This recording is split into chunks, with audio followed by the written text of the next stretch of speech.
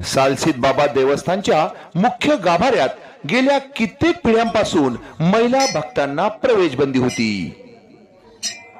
गेल्या कित्येक पिढ्यांपासून चालत आलेली परंपरा आणि संस्कृती जोपासत शिरापूर येथील महिला भक्तांनीही कधीही सालसीत बाबा देवस्थानच्या मुख्य गाभाऱ्यात प्रवेश केला नाही।